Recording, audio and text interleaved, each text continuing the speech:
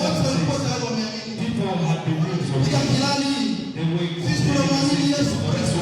Jesus. Leo kanisa za mingi Very many churches zinafundisha watu uongo. preach. Unaona pastor anaingia kuna sababu.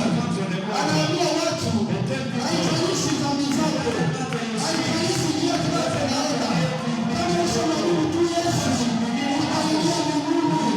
Ila unafundisha ya uongo. Kana ya uongo. Kama fundisha yako.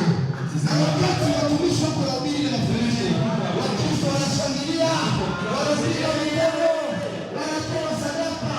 Mungu watu wako wanaenda jehanamu. Hautasema na mwamini Kristo. Wakati wa upendo wasema ya Kristo. Mtu anayemwamini Kristo anayesema maneno ya Kristo. Ile ni mafundisho yako leo. Kuya tu na sadaka yako. Aseme hata afanye dhambi. Wewe Yesu ashakufia msalabani. Kongo, mafundisho ya uongo. Kitabu cha Mathayo kinasema, enyi waandishi na Mafarisayo,